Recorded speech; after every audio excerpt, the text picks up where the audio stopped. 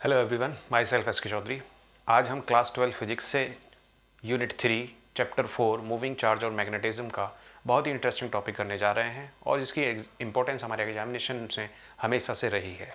आइए देखते हैं वो टॉपिक क्या है और हमारे चैप्टर 4 में हम कहाँ तक इसको कंप्लीट कर पाते हैं टुडे। तो आज का हमारा टॉपिक है path of charge particle in a magnetic field. Path of charged particle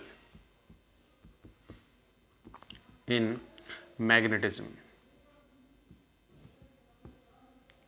As you know that in chapter 4 we are discussing the different applications, Biot-Savart, Ampere circuital law। उसी में ये एक इंटरेस्टिंग टॉपिक आ जाता है लॉरेंट्ज force का। लॉरेंट्ज force को हम आगे इसमें समझने की कोशिश करेंगे कि अगर हम पाथ ट्रेस करना चाहें किसका, एक पार्टिकल का, चार्ज पार्टिकल का जो मूविंग स्टेट में है और मैग्नेटिज्म में, तो उसकी क्या क्या पॉसिबिलिटीज़ बनती है। देखिए, जब भी कोई चार्ज पार्टिकल किसी मैग्नेटिक फील्ड में एंटर करता है तो उसके ऊपर एक मैग्नेटिक फोर्स लगता है। तो वो फोर्स होता है F = QVB sin थीटा, जो हम अपने प्रीवियस वीडियो में डिस्कस करे हैं। आप चाहें तो वहाँ से इसको ईजिली एक्सेस करके अंडरस्टैंड कर सकते हैं। तो that force is basically magnetic force, magnetic Lorentz force. तो ये फोर्स बेसिकली उस चार्ज पर लगता है जो उस मैग्नेटिक फील्ड में एंटर कर रहा है। अब उस चार्ज की एंटर करने की पॉसिबिलिटीज जो हैं उनके बेसिस पर हम डिसाइड करेंगे कि उसका पाथ क्या होगा।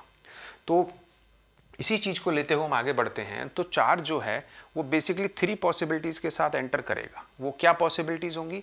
हमारा जो चार्ज होगा उस चार्ज की जो वेलोसिटी होगी या तो वो पैरेलल होगी किसके, मैग्नेटिक फील्ड के। इन that case what will happen, अगर मान लीजिए मैग्नेटिक फील्ड मेरा ये है और इस मैग्नेटिक फील्ड में कोई चार्ज यानी कि ये चार्ज v वेलोसिटी के साथ एंटर करता है, तो पहले से ही मेरे पास मैग्नेटिक फील्ड अवेलेबल है और v वेलोसिटी के साथ ये एंटर करता है। और दूसरा पॉसिबिलिटी ये है कि इसकी डायरेक्शन जो है मैग्नेटिक फील्ड के अलोंग हो, यानी कि थीटा = 0 डिग्री बनाए, या मैग्नेटिक फील्ड के अपोजिट हो तो थीटा = 180 डिग्री बनाए। तो 2 पॉसिबिलिटी हैं। दोनों ही पॉसिबिलिटी में होगा क्या कि दोनों ही पॉसिबिलिटी में साइन के केस में थीटा की वैल्यू जो आएगी वो 0 आएगी। इन दैट केस हमारा जो फोर्स होगा वो 0 होगा। हमारा जो फोर्स होगा वो 0 होगा। किस पर?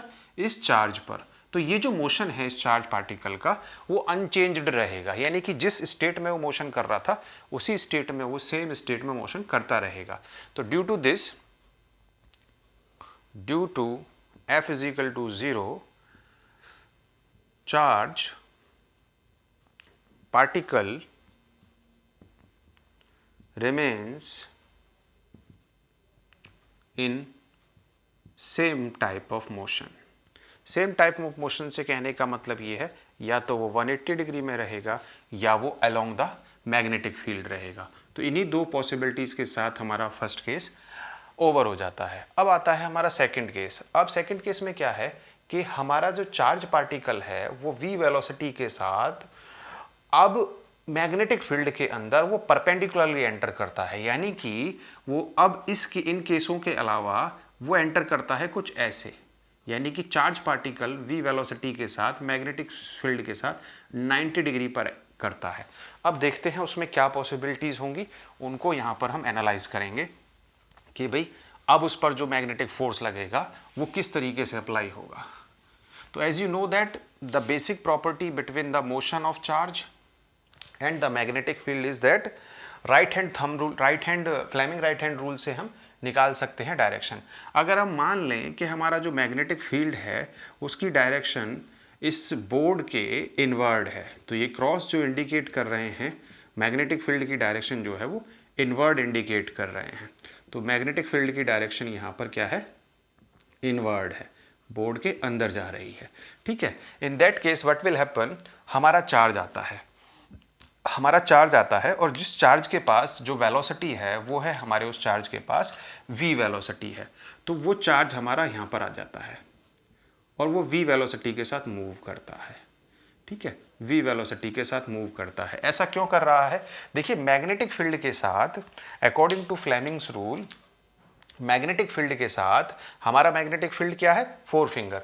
तो मैग्नेटिक फील्ड इनवर्ड हो गया, तो हमारा जो चार्ज है जो हमारा चार्ज है बेसिकली उसको हम परपेंडिकुलर लेंगे, तो या तो परपेंडिकुलर आप इस तरफ ले लो तो भी परपेंडिकुलर है क्योंकि फील्ड तो अंदर की तरफ जा रहा है, या आप इस तरफ ले लो तो भी परपेंडिकुलर है, या आप इस तरफ ले लो तो भी परपेंडिकुलर। या कहने का मतलब ये है कि मैग्नेटिक फील्ड के रेस्पेक्ट में चार्ज का जो मोशन है वो परपेंडिकुलर होना चाहिए। तो मैंने अगर मैग्नेटिक फील्ड का मोशन मान लीजिए चार्ज का मोशन इस तरफ ले लिया, तो चार्ज हमारा इस तरीके से इस तरफ जा रहा है।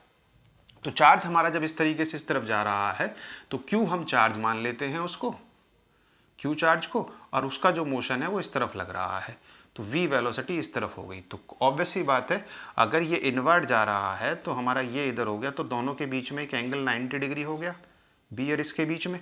तो अगर ये x एक्सिस पर जा रहा है और ये y एक्सिस पर है, तो फ्लेमिंग के लेफ्ट हैंड रूल के अकॉर्डिंग अब हमारा मैग्नेटिक फोर्स आ जाना चाहिए जो कि z एक्सिस पर हो। तो इस तरीके से हम देखेंगे कि अब हमारा इस चार्ज पर एक फोर्स लगता है जो कि इस वेलोसिटी के साथ और मैग्नेटिक फील्ड के साथ तीनों के साथ 90 डिग्री का एंगल बनाता है with this one. So that is what magnetic force. This four finger is indicating what the direction of motion, or you can say that that finger is indicating, the forefinger is indicating the magnetic field, and this finger, middle finger, is indicating what the direction or the motion of current या motion of charge hair. तो इस स्थिति में हमारा जो ये magnetic field है invert जा रहा है, और जो फोर फिंगर है ये वाली फिंगर वो हमारी वेलोसिटी को इंडिकेट कर रही है, और जो थंब है वो हमारा फोर्स को इंडिकेट कर रहा है। तो हमारे तीनों लॉजिक जो हैं वो each with respect to each other perpendicular है। इसी पॉइंट को ध्यान रखते हुए जैसे ही चार्ज यहाँ पर एंटर करेगा तो ये कौन सा केस बन जाएगा वो हम यहाँ पर हेडिंग लगा देते हैं। तो ये जो केस बन रहा है हमारा सेकंड केस जो बन रहा है, इस केस में चार्ज v वेलोसिटी के साथ परपेंडिकुलरली मैग्नेटिक फील्ड में एंटर कर रहा है। इस केस को हम एनालाइज कर रहे हैं यहाँ पर, जो हमारा ये केस है। तो इसको हम कह सकते हैं परपेंडिकुलर एंट्रेंस, परपेंडिकुलर एंट्रेंस किसका, चार्ज का, किसी पार्टिकल, चार्ज पार्टिकल का। तो इन that case what will happen, जब वो ऐसी स्थिति में जा रहा है तो हमारा जो है इसके फोर्स पर लगने की वजह से जो पाथ चार्ज का इस तरफ होना चाहिए था वो चार्ज का पाथ बदल जाएगा। किसकी वजह से, इस फोर्स की वजह से। और जैसे ही चार्ज का पाथ बदलेगा उस फोर्स का पाथ भी बदल जाएगा, या कहें तो फोर्स की डायरेक्शन भी बदल जाएगी। तो जैसे ही वेलोसिटी इस तरफ पहुंचती है, इस जगह आती है, तो वेलोसिटी की डायरेक्शन अगर ये हो जाती है तो फोर्स की डायरेक्शन इस बार ये हो जाएगी। कहने का मतलब ये है कि रिलेटिवली दोनों 90 डिग्री पर ही रहेंगे। अगर चार्ज पार्टिकल मूव करते हुए यहाँ पर आ जाता है और उसकी वेलोसिटी इस तरफ चली जाती है, क्योंकि मैंने आपको शुरू में ही बता दिया है कि इधर भी चार्ज जाए रहेगा वो परपेंडिकुलरी मैग्नेटिक फील्ड के रेस्पेक्ट में, क्योंकि मैग्नेटिक फील्ड इनवर्ड है। तो होगा क्या, जब चार्ज इधर जा रहा है तो फोर्स की डायरेक्शन इनवर्ड इस तरफ रहेगी, और क्योंकि फोर्स उस पर यहाँ भी लग रहा है तो इसकी डायरेक्शन कुछ इस तरीके से सर्कुलर फॉर्म में मैग्नेटिक फील्ड के अंदर होती चली जाएगी। अगर चार्ज यहाँ होगा तो वेलोसिटी की डायरेक्शन ये होगी और फोर्स की डायरेक्शन इस तरफ हो जाएगी, और अगर चार्ज यहाँ होगा तो वेलोसिटी की डायरेक्शन इस तरफ हो जाएगी और फोर्स की डायरेक्शन सेंटर की तरफ हो जाएगी। तो इस तरीके से हम कह सकते हैं कि हमारा जो चार्ज पार्टिकल है, due to the magnetic force this one, या लॉरेंट्ज मैग्नेटिक फोर्स, हमारा चार्ज पार्टिकल सर्कुलर मोशन में आ जाता है जब वो किसी यूनिफॉर्म मैग्नेटिक फील्ड के अंदर एंटर करता है। तो ये पॉइंट्स हमारे इस केस से निकल कर आए कि हमारा फ्लेमिंग के रूल के अकॉर्डिंग हमने इसको एक तरीके से डिस्प्ले करा, और देन हमने इसको समझा कि हमारा जो चार्ज की डायरेक्शन है due to that force deflect होते होते बारी बारी से ये जो मोशन है वो सर्कुलर मोशन हो जाता है। तो हम ये कह सकते हैं due to magnetic force the motion of charge is circular। तो इस वजह से होगा क्या, ये magnetic force as a centripetal force behave करेगा इस केस में। तो हम कह सकते हैं the magnetic force, so magnetic force act as a centripetal force। तो सेंट्रीपेटल फोर्स वो फोर्स होता है जो किसी पार्टिकल को या बॉडी को सर्कुलर मोशन में रहने के लिए मजबूर करता है, यानी कि एक सर्कुलर पाथ पर बार बार उसको ट्रैवल कराता है। तो ये जो सेंटर की तरफ लग रहा है, ये सेंटर सीकिंग फोर्स होता है। जो सेंट्रीपेटल फोर्स होता है ये सेंटर सीकिंग फोर्स यानी कि सेंटर की तरफ लगता है। तो इस तरीके से हम समझ सकते हैं due to this circular motion हमारा जो पाथ है और जो हमारा फोर्स है वो सेंट्रीपेटल फोर्स में कन्वर्ट हो गया। तो मैग्नेटिक फोर्स जो है हमारा और सेंट्रीपेटल फोर्स यहाँ पर एक क्रूशल रोल प्ले कर रहे हैं। और अगर हम देखें इस केस में, हम ये देखें क्या कोई वर्क डन हुआ है, क्या कोई वर्क डन हुआ है? तो वर्क डन तो तब होता जब फोर्स एंड वेलोसिटी के बीच का एंगल बदलता। वेलोसिटी और फोर्स के बीच का एंगल शुरू से लेकर लास्ट तक परपेंडिकुलर ही रहा। In that case we can say that उनके बीच में कोई भी ऐसी टर्म नहीं आई या कोई भी एंगल के चेंज ना होने की वजह से ज़ीरो वर्क डन हुआ। तो वर्क डन यहाँ पर ज़ीरो होगा क्योंकि इनके बीच एंगल जो है वो कॉन्स्टेंटली 90 डिग्री बना हुआ है। सो वर्क डन यहाँ पर हम कह सकते हैं कि ज़ीरो हुआ। वर्क डन ज़ीरो हुआ, बट इसका मतलब ये नहीं है कि यहाँ पर डायरेक्शन नहीं बदल रही है। तो वेलोसिटी है यहाँ पर और पार्टिकल की डायरेक्शन लगातार बदल रही है। इस वजह से हम ये टर्म यहाँ पर लिख सकते हैं कि मोमेंटम चेंज होता रहेगा due to the change of direction. Momentum से यहाँ कहने का मतलब ये है कि मोमेंटम प्रोड्यूस होगा और मोमेंटम जो होगा वो कंटिन्यूसली चेंजिंग स्टेट में होगा। ठीक है ना, मोमेंटम चेंजिंग। तो हाँ, वर्क जरूर ज़ीरो है, वेलोसिटी कांस्टेंट है, ये बात भी समझने वाली है। इस केस में वेलोसिटी कांस्टेंट है, एंगल भी कांस्टेंट है, फोर्स भी कांस्टेंट है, तो वेलोसिटी कांस्टेंट है।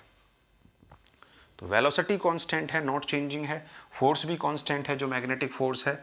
इन दैट केस वर्क डन हमारा ज़ीरो हो गया, but the direction is continuously changing. The momentum of charge जो होगा वो लगातार चेंज होता रहेगा इस सर्कुलर मोशन में। इतनी बात समझने के बाद अब हम इस डायग्राम के बेसिस पर एक रिलेशन बना सकते हैं। वो रिलेशन क्या होगा वो देखते हैं ज़रा। As we know that there is a two force are working, one is magnetic force which is equal to the centripetal force now. So we have two equations. Initially we have the FQVB sin theta.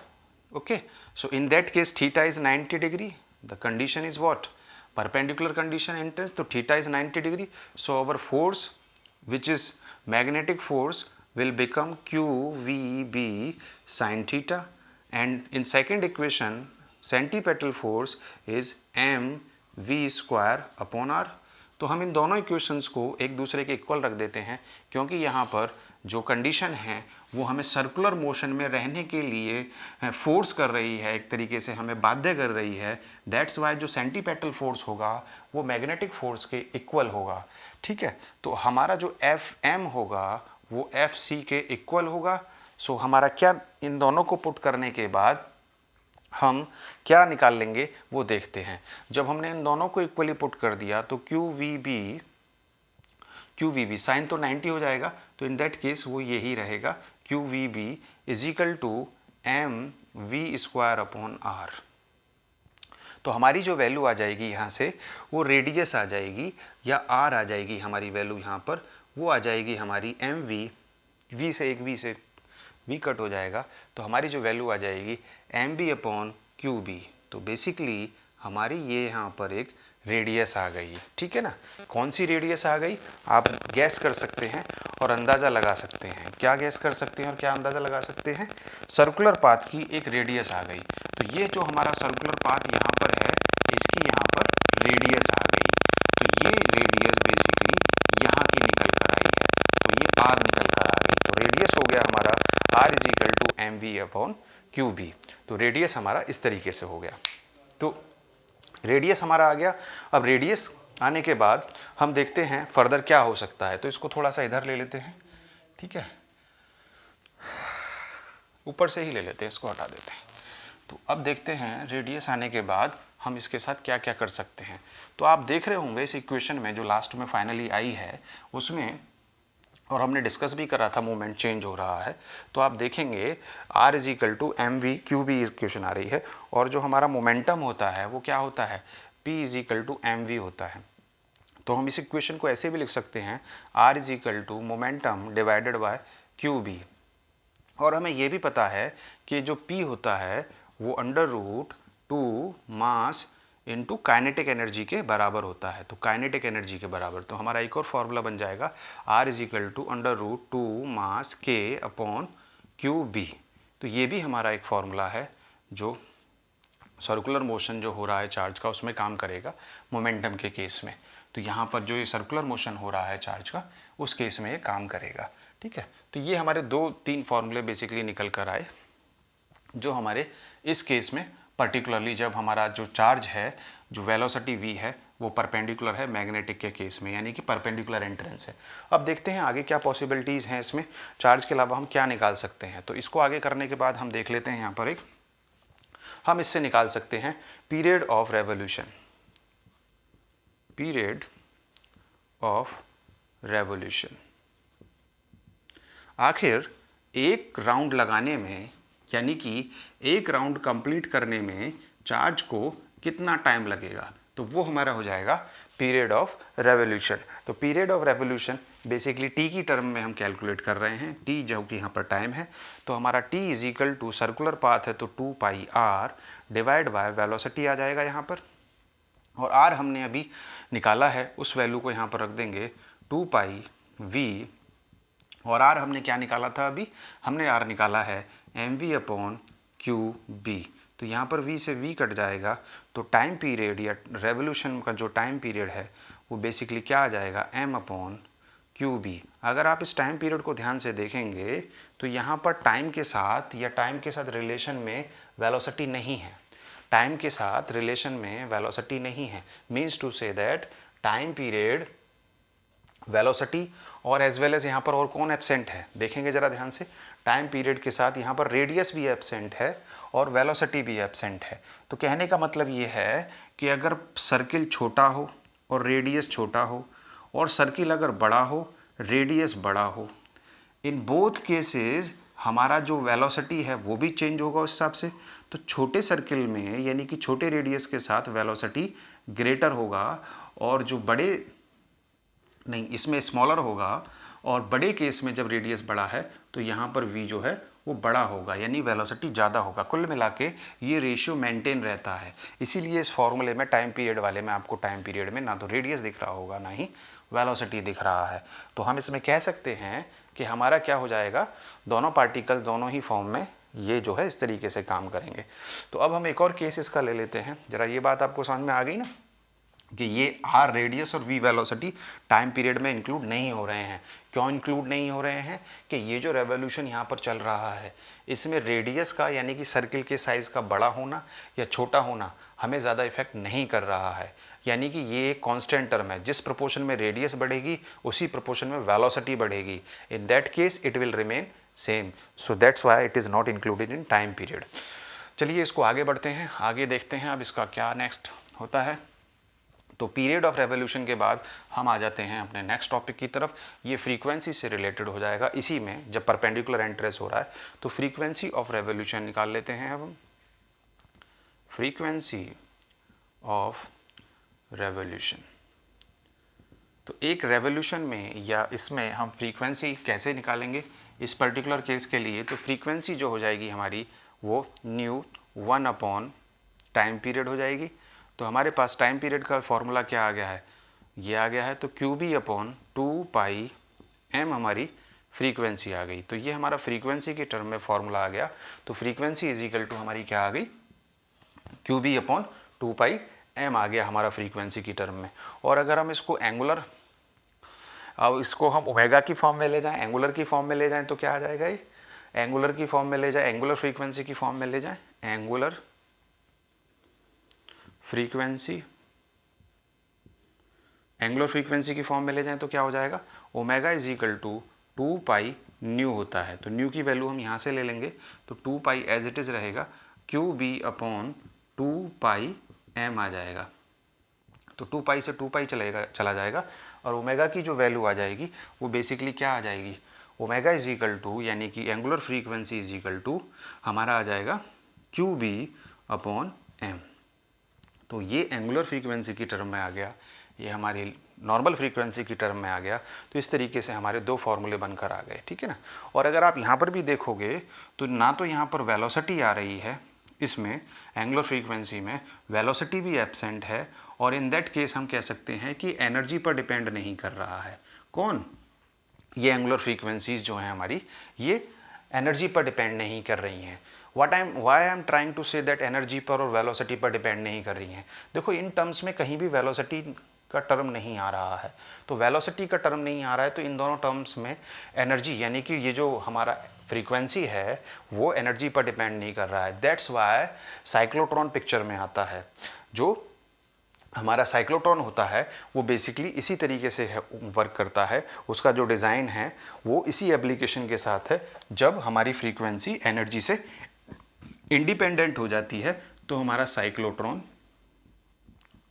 करता है work, जो कि 2021 के syllabus में board examination के में इस बार नहीं है, बट साइक्लोट्रॉन एक एप्लीकेशन है इस केस के लिए जब हमारी एनर्जी इंडिपेंडेंट फ्रीक्वेंसीज चल रही हैं उसमें। तो इस तरीके से हम समझ सकते हैं कि हमारा जो परपेंडिकुलरली एंट्रेंस होगा उस केस में हम क्या क्या निकाले हैं। तो सबसे पहले हम उसमें क्या कैलकुलेट कर रहे हैं कि क्या कंडीशंस बन रही हैं with respect to force, magnetic field and the motion of the या direction of the motion of the charge. उसमें हमने वर्क डन निकाला है, वर्क डन निकालने के बाद हमने रेडियस निकाला है। इसी केस में रेडियस निकालने के बाद हमने उस रेडियस का यूज़ करते हुए हमने टाइम पीरियड निकाला है, टाइम पीरियड निकालने के बाद हमने उसका फ्रीक्वेंसी निकाला है, और फ्रीक्वेंसी निकालने के साथ साथ हमने एंगुलर फ्रीक्वेंसी भी निकाला है, और बीच बीच में हमने उनकी डिपेंडेंसीज़ को भी डिस्कस करा है, जो कि हमारे एग्जामिनेशंस में काफ़ी इंपॉर्टेंट रोल प्ले करती हैं। तो हमें उनको समझना होगा, खासकर जो मोमेंटम वाला रिलेशन है for competitive examination, for MCQs questions, जो मोमेंटम के साथ रिलेशन होता है या मोमेंटम चेंज क्यों होता है, इस तरीके की बहुत सारी एप्लीकेशंस हम इसमें डिस्कस किए हैं। तो आप इस वीडियो को बहुत कंसंट्रेटेडली देखें और रिपीटेडली देखें, जिससे कि आपके सारे कॉन्सेप्ट बिल्कुल क्लियर हो जाएं। Okay, thank you very much for joining me. जो थर्ड एप्लीकेशन है वो हम नेक्स्ट सेशन में, नेक्स्ट वीडियो में करेंगे। ओके, तो wait till we come with the third application that is also very interesting one. Okay, thank you very much.